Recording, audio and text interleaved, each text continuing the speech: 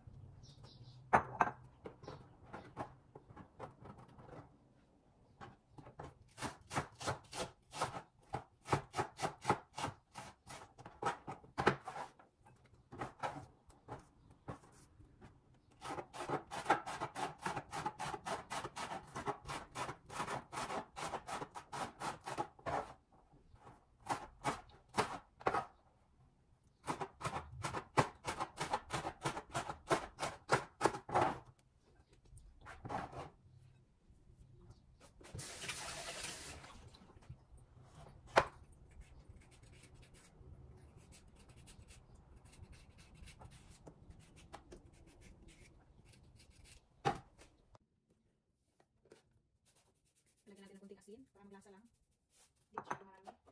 Lagyan natin konting sugar. Instead of asin ang gamitin natin, sugar. Para masarap na tamis-tamis konti. Tapos suka.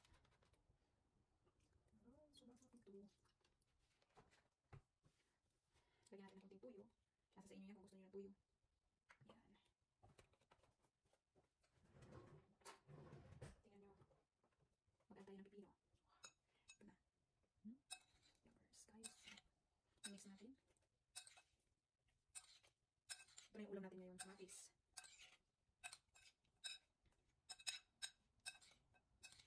Natin ang kamatis with pipino.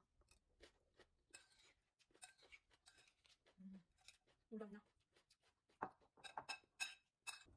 Ayan, ito na nga mga guys. Ayan, kakain na tayo. Ang ulam natin ay dabong o kangkong. Siyempre rice. At saka, ito yung na-harvest natin sa garden. Tomato. Hilaw yan siya. Nilagyan ko lang ng carrots at saka pipino. Kaya ito na, kakainin na natin. Maglagay tayo dito. Sobrang sarap niya guys. Kinilaw. Salad, kumbaga. Unahin natin yung pipino. Kasi magtubig man yung pipino kapag malagyan ng suka. Ayan. Sobrang sarap nito mga guys. As in. Excuse me. Ayan. Ito na yung ating kamatis. Oh.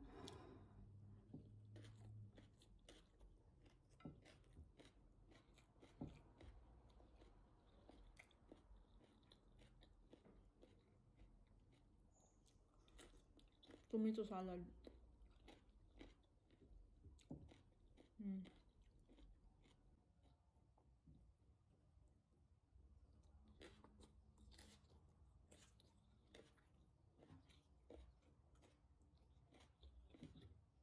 Ito yung first harvest to.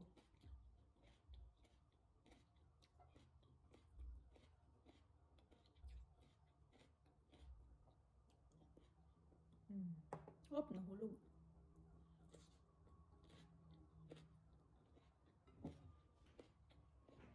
Sobrang yummy.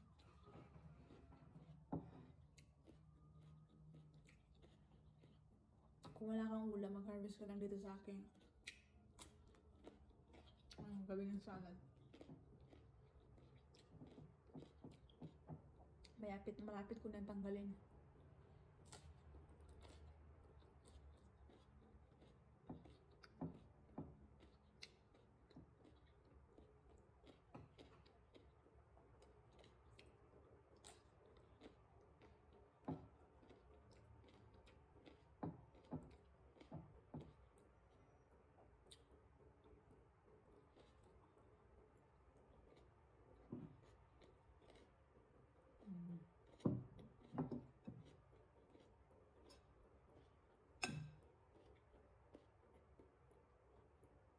Isa ka lang mag-isa ka lang kumain.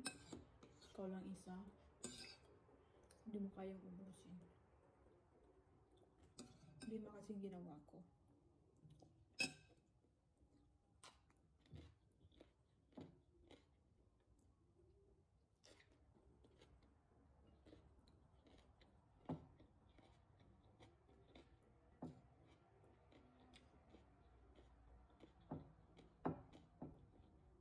Ang kamatis, masarap yan. Pampakinis ng balat.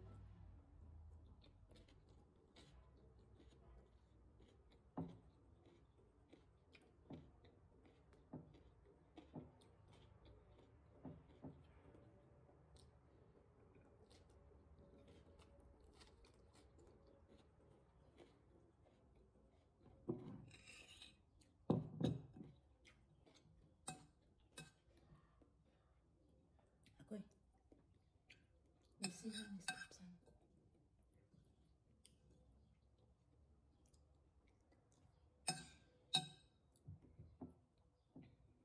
Last na ito.